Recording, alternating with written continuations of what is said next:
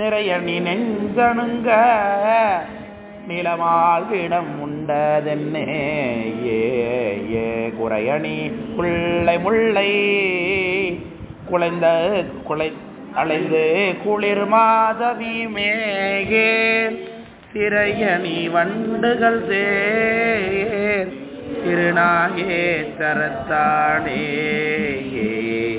பொங்கனை வண்டு உயிலும் பயிலும்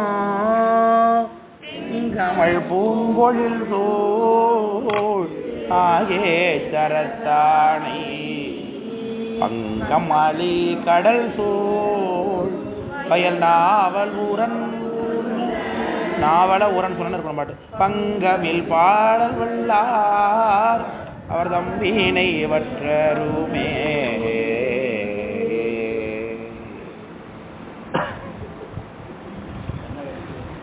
அதனால பஞ்சமத்தில் பாடுறார் சாமி. பிறை அணி வால் நுதல் ஆள் தம்பியை குறிக்குது. வால் நுதல் அப்படின்னா ஒளி பொருந்திய நெற்றின்னு அர்த்தம். பிறை அணின்னா பிறையை கவுத்து வச்சது மாதிரி இருக்கு, ஒளி இப்படி இருக்கு இல்லையா, அதனால பிறை அணி வால் நுதல்னு சொல்கிறார். உமையால் அவள் பேழ்கணித்தல்னா என்னன்னா, அவன் மனசு ஏதோ ரொம்ப கவலையாக இருக்குது அப்படின்னா நைட்டு படுத்ததுக்கு பிறகு தூங்க மாட்டான், கண்ணை மட்டும் தூங்கிட்டு மூடிக்கிட்டு இப்படியே யோசிச்சுட்டே இருக்கோம்ல, அதுதான் பேழ்கணித்தல். இது மாதிரி அப்பர் சாமி செஞ்சாருன்னு சொல்லுவார் தேக்கையார் சாமி. திருமறைக்காட்டில் படுத்து கிடக்கும்போது பேழ்கணித்து உறங்குவார் என்பார். காலையில் சாமி பிடிச்சி தட்டி விட்டார்ல, சாமி பிடிச்சி இறக்கம் ஒன்றிலீர் அப்படின்ட்டார்ல, அது சாமி பார்த்து இறக்கம் ஒன்றிலீர் அப்படின்னு பாடிவிட்டார். சுரக்கும் புன்னைகள் சூழ்மறைக்காடரோ சரக்கை கதவும் திறப்பீங்கன்னு பாடிவிட்டு எழுத்து வரதுட்டானே அவருக்கு மேலே ஐயோ சாமியை போய் திட்டி விட்டோமே அப்படின்னு இவருக்கு மனசு கஷ்டமாக இருக்குது. உடனே இவர் ஓடி வந்து சொல்கிறார், கூப்பிட்டார் சாமி, வாய்மூரில் இருப்போம் தொடரவா அப்படின்னாரு. அங்கே வந்து எங்கே என்னை இருந்திடம் தேடி கொண்டு அங்கே வா என்று அடையாளம் வரலி நான் தெங்கே தோன்றும் திருவாய்மூர் செல்வனர் அங்கே வா என்று போனார், அது என்களோ அப்படின்னார் அப்பர் சாமி. பிறையணி வாழ்வதால் உமையாளவள் பழகணிக்க அம்பாள் இப்போ ஏதோ யோசிச்சுட்டு இருக்கா, என்ன வச்சுட்டு இருக்கா, ஒரு பாட்டுக்கு விஷத்தை எடுத்து சாப்பிட்டாரு, ஏதோ ஆகிட்டுனா என்ன பண்ணுறது, இப்போ ஏதோ ஹாஸ்பிட்டலில் மீனாட்சி மிஷன் கூட்டு போமா, வேறு எங்கேயாவது கூட்டு போவோமா, காமாட்சி ஹாஸ்பிட்டலில் தான் இது அப்படின்னு அம்பாள் யோசிச்சுட்டு இருக்காங்க. நிறையணி நெஞ்சு அணுங்க, அவளுக்கு எல்லாமே தெரியும், அம்பாளுக்கு தெரியாது என்ன இருக்குது, ஆனாலும் அவள் அதான் நிறையணி நெஞ்சு அணுங்க நீலம் ஆழ்விடம் உண்டதன்னு அம்பாளையே மறுட்டி அவளையே மயங்க வைக்கிற அளவுக்கு விஷத்தை சாப்பிட்டியே, அது என்ன அதிசயம்னு கேட்குறாரு. குறையணி குள்ளை முல்லை, குள்ளைங்கிறது ஒரு வகை பூவு, வெள்ளை கலரில் தான் பூக்கிற பூ, அது கோடை காலத்தில் பூக்கிற பூவு. முல்லைன்னா நமக்கு தெரிஞ்ச பூ தான். குள்ளை முல்லை அலைந்துனா என்ன, பூலாம் அப்படி பூத்துருக்கு அடுக்கடுக்கா, வண்டு இது உள்ள பூந்து இப்படி வர்றதில்ல, செடிலாம் அப்படி இப்படி ஆடுதான், வண்டு இப்படி கூட்டமாக வர்றதுனால அந்த செடியெலாம் என்ன ஆகுதுப்பா இப்படி ஆடுது, ஷேக் ஆகுது, அதான் அலைந்து குளிர் மாதவி மேல், மாதவி பூங்கிறதும் மல்லிகைப்பூ தான். சிறையணி வண்டுகள் சேர் திருநாயே திறத்தானே, அப்படிப்பட்ட சிறைனா இறகு, சின்ன இறைகளை உடைய வண்டுகள் சேரக்கூடியதாகிய திருநாயேச்சரம் அப்படின்னு பாடுறது. வண்டு இது ரெக்க மல்லிகைப்பூ வகை தான் ஒரு வகை, மல்லிகைப்பூவில் ஒரு வகை. ஏற்கனவே முல்லைன்னு சொல்லிட்டாரு, அப்போ திரும்பி வேறு ஏதாவது பூன்னு வச்சுக்கொண்டே தான். மல்லிகைப்பூவில் ஒரு குடும்பம், அது எத்தனை இருக்குது, அதில் அரும்பு இருக்குங்க, முல்லை அரும்புங்கிறீங்க, அப்புறம் அந்த அரும்புங்கிறீங்க, ஜாதிங்கிறீங்க, எத்தனை வச்சுருக்கீங்க மல்லிகைப்பூன்னு பார்த்தா. அப்புறம் காக்கரட்டானு ஒன்று இருக்குது, அதில் வேறு ஒரே மாதிரியாக இருக்கும், ஒரு வாரம் வாங்கி வச்சாலும் அப்படியே தான் இருக்கும் அது. ஆனால் எனக்கு ரொம்ப பிடிக்கும் அது, ஆனால் எனக்கு காக்கரட்டான் பூ ரொம்ப பிடிக்கும், சாமிக்கு ரொம்ப பிடிச்ச பூ. சிவபூசையில் காக்கரட்டான ஒரு முக்கியமான பூ, அதில் சாமி பயன்படுது காக்கரட்டான்.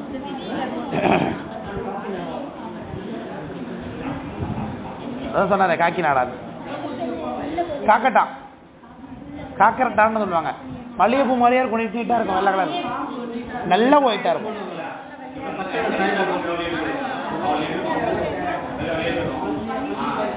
அதான் நீட்டாக இருக்கும். அதனால போமா மாதவி மேல் சிறையணி வண்டுகள் சேர் திரு நாயேத்திரத்தானே அருந்தவ மாமுனிவர்க்கு அருளாகி ஓராலதன் கீழ் இருந்து அறமே புரிதற்கு இயல்பாகியது என்னை கொலாம். ஏன் முனிவர்களுக்கெல்லாம் அமர்ந்து ஆலமரத்தில் உட்கார்ந்து டியூஷன் சொல்லி கொடுத்தீங்கன்னு கேட்குறாரு. அருந்தவ முனிவருக்கு அருளாகி ஓர் ஆளதன் கீழ் ஆலமரத்து கீழே உட்கார்ந்து அருமையன் இருந்து அறமே புரிதற்கு இயல்பு ஆகியது என்ன கொலாம் குருந்து அயலே குறாமம்னார். குருந்த மரம் இருக்குது, அதுக்கு பக்கத்தில் குறாமரம் இருக்குது. அரவின் எயிறு ஏற்று அரும்ப, அந்த குறாமலருடைய பூவும் குருந்த மரத்துடைய பூவும் எப்படி இருக்குன்னா, இந்த முள்ளரும்பூன்னு ஒரு பூ, சந்தன முல்லைன்னு ஒரு பூ இருக்கும் பார்த்தீங்களா, சந்தன முல்லைன்னு ஒன்று இருக்கும், நல்ல மனமாக இருக்கும் அந்த பூவு, சந்தன முல்லைன்னு பேர். அது மொட்டாக இருக்கும்போது பாருங்கள் அப்படி ஊசி மாதிரி தான் இருக்கும், சின்னதாக தான் இருக்கும். அது இப்படி நீட்டி இருக்கும், இந்த முனை மட்டும் லைட்டாக மாதிரி இருக்கும். இதுதான் இந்த இடத்துல ஒரு காம்பு இப்படி கூறா இருக்கு இல்லையா, அது பாம்புடைய பல்லு மாதிரி இருக்கான். பாம்புடைய கொத்து பல்லு இருக்கும்ல இந்த பக்கம், அந்த பல்லு மாதிரி அது இருக்கிறதுனால அப்படி சொல்லுகிறார்.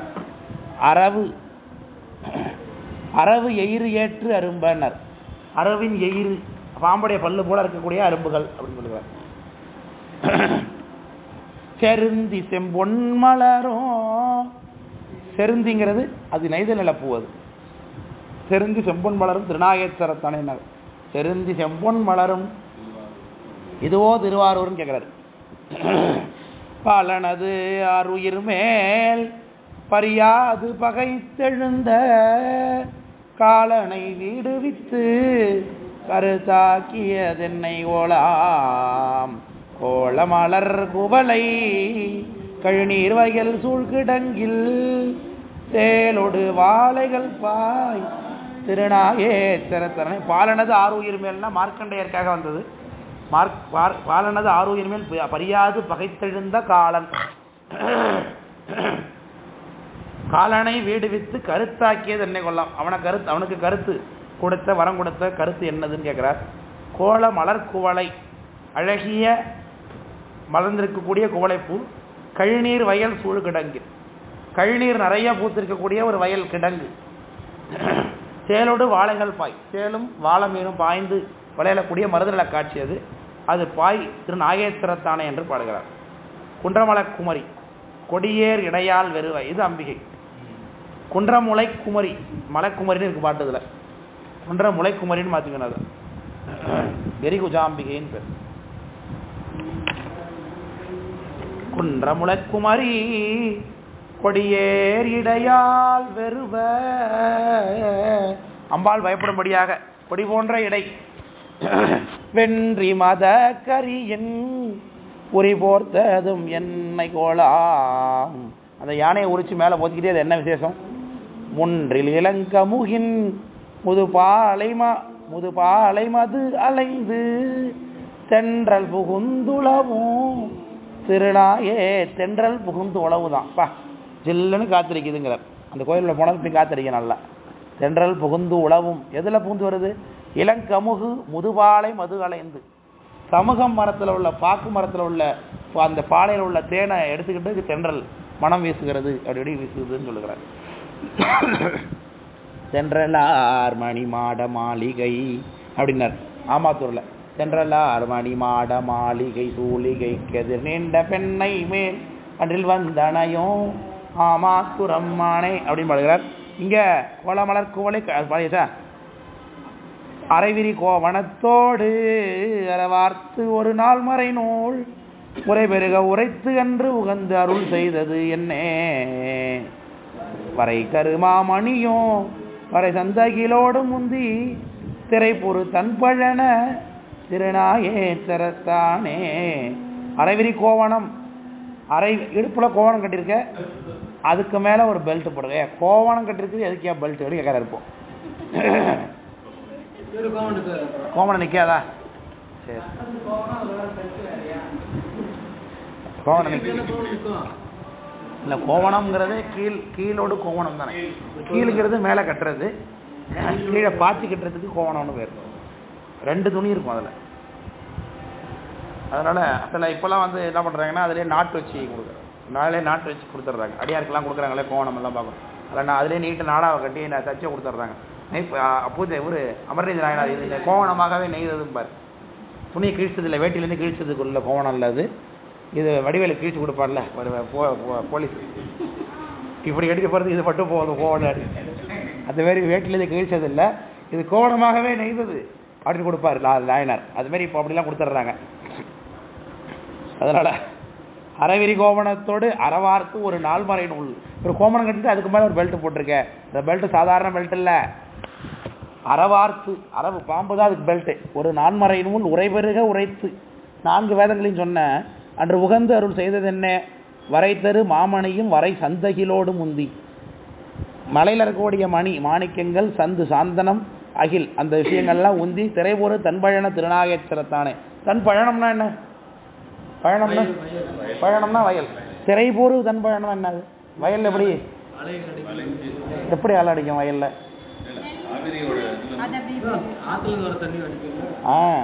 வயல்ல தண்ணியை கட்டி வச்சா தண்ணியில் அலை அடிக்காதா? அதான் திரைபோரு தன்பழன திரு நாகேஸ்வரத்தானே. இதில் அப்பர் சாமி திரு கொண்டீச்சரம்னு ஒரு ஊரில் பாடுவார். நீருளாம்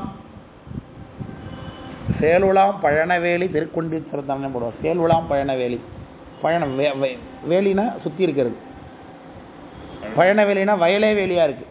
அந்த வயலில் சேல் மீன்கள் இருக்குனார். மீன்கள் இருக்குன்னா பண்ண இருக்கு, தண்ணி இருக்குன்னு அர்த்தம். தங்கிய மாதவத்தின் தழல் வேள்வியின் நின்றிருந்த சிங்கமும் நீல் புலியும் செழுமால் கரியோடலர பொங்கிய போர் புரிந்து பிளந்தூருரி போர்த்ததென்னே திருநாகேஸ்வரத்தானே. தவமாதவர்கள் அந்த முனிவர்கள் தார்காவள முனிவர்கள் செய்த யாகத்தில் வேலியிலேருந்து என்னென்ன வந்ததுங்கிறாரு. இதெல்லாம் குறிப்பு கொடுக்குறாரு. சிங்கமும் வந்ததுன்னு. இது வரைக்கும் புலி வந்தது தான் நமக்கு தெரியும். சிங்கம் ஒன்று வந்திருக்குன்னு சொல்கிறார் பாருங்க. சிங்கமும் நீல் புலியும் தெரியுதா குறிப்பு? இதுதான் ஒரு பதிவு எழுதியிருக்கேன் அதை பற்றி, அதில் படிச்சிருப்பீங்க. சிங்கமும் நீல் புலியும் செழு மால்கரியோடு அலற. என்னம்மா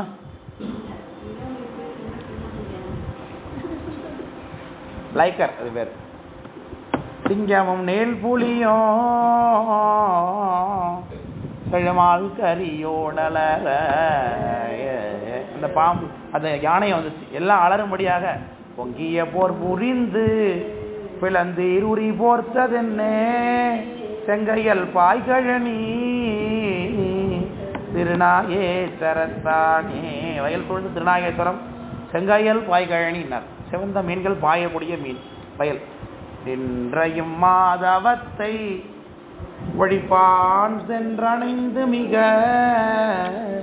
பொங்கிய பூங்கனை வேல் பொடியாக விழித்தல் என்னே பங்கைய மாமல்லர் மேல் மது உண்டு வந்தேன் முரள செங்கையல் பாய் வயல் சூழ் திருநாகேஸ்வரத்தானே.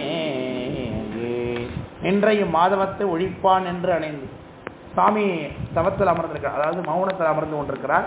என்ன மௌனம்னா அந்த சரகாதிபதிகளுக்கு உபதேசமாகிய அந்த மௌனத்தில் அமர்ந்திருக்கிறார். மிக பொங்கிய பூங்கனைவேல் அழிப்பன் அணைந்து மிக பொங்கிய பூங்கனைவேல். பூங்கனைவேல்னா மன்மதன். பொடியாக விழித்தல் என்னை அவன் இது யாரோ என்னை தொடராப்புல தெரியாது, விழிச்சு பார்த்தாலும் எழுதிட்டான். அவன் அவ்வளோதான்.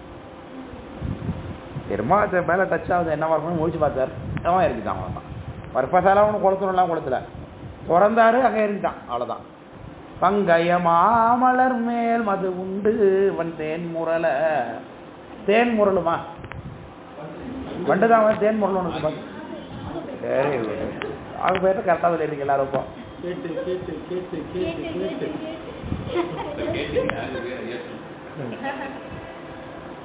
பங்கைய மாமலர் மேல் மது உண்டு வன் தேன் முளர. பெரிய வண்டுகள் தேனை குடித்ததுனால அது தேனை எடுப்பது அதனுடைய தொழில், அதனால தொழிலாக பெயரா வந்தது. தேன் முரள செங்கையல் பாய் வயல் சூழ் திருநாகேஸ்வரத்தானே. வரி அரணான் அது ஆக மாமேருவில்லதாக சொல்கிறார். அரியன முப்பரங்கள் அவை ஆறழல் ஊட்டல் என்ன என்று சொல்கிறார். அது வச்சிருந்த வில்லு அது. வரி அரணான். அரணான்னா அறங்கிறது அரவு, பாசிக்கு பாம்பு. மாமேருன்னா மேருமலையை வில்லா வச்சு அதை வளைச்சாரு, அதில் கட்டினாரு. அரியன முப்பரங்கள். அரியன திரிந்து கொண்டே இருக்கக்கூடியது, அது ஒன்றா பார்க்கவே முடியாது, ரேர். அதான் அரியன முப்புறங்கள் அவை ஆறழல் ஊட்டல் எண்ணெய். அதை நெருப்பில் வச்சு கொளுத்துனீங்க அதை. விரிதரு மல்லிகையும் மலர் சண்பகமும் அலைந்துன்னார். விரிதரு மல்லிகைனா பூக்கக்கூடியதாகிய மல்லிகைன்னு அர்த்தம். மலர் சண்பகமும் அலைந்து, திரும்பவும் அலைந்து வருது பாருங்க. திரிதரு வண்டு பன்சை திரு நாகேஸ்வரத்தானே என்று சொல்கிறார். அங்கியல் யோகுதனை அழிப்பான் சென்றணைந்து மிக பொங்கிய பூங்கனை வேல் பொடியாக விழித்தல் என்ன பங்கைய மாமலர் மேல் மது உண்டு வண்டரைய செங்கையல் நின்றுகணும் திருநாகேஸ்வரத்தானே. அங்கு இயல் யோகுதன்னை. காமன் தான் பல எத்தனை பாட்டுலாம் வரும், ஒரே பாட்டுலாம் திரும்ப திரும்ப வரக்கூடாது. அதுதான் கூறியது குரல். இது தனி பாட்டு தானே. அங்கு இயல் யோகுதன்னை, உடம்புல யோகத்தினாலே உடம்பை வளப்படுத்தக்கூடியதாகிய யோகம். அங்கு இயல் யோகுதன்னை அழிப்பான் சென்று அணைந்து மிக பொங்கிய பூங்கனை மேல் பொடியாக விழித்தலனேன். அதே மாதிரி கருத்து உள்ள பாட்டு அவ்வளோதான். பங்கைய மாமலர் மேல் மது உண்டு பண்வண்டு அறைய, தாமரப்பூ மேலே தேனை குடிச்சிட்டு வண்டு பண்பாடுது செங்கையல் நின்றுகளும் திருநாகேஸ்வரத்தானேன்னு சொல்ல. இந்த செங்கையிலே திரும்ப திரும்ப சொல்லிட்டு இருக்காரு பாருங்க.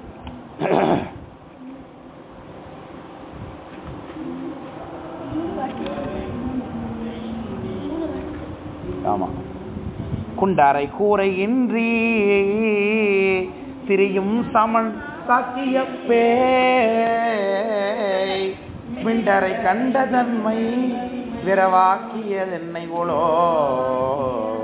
அந்த பயல்கள்லாம் பார்க்காமலே என்ன சந்தோஷமா வச்சிருக்கேன் அப்படின்னு கேட்குற. குண்டரை கூரை இன்றி திரிக்கும் சமன் சாக்கிய பேய், துணியில் கட்டாது திகழக்கூடிய பேய் போன்ற சமணர்கள். மிண்டரை கண்ட தன்மை, மிண்டர்னா குறுக்கு நெருக்கமாக பேசுகிறவன், ஒற்றுமை சிந்தனை இல்லாதவன், ஒத்த சிந்தனை இல்லாத மிண்டர்.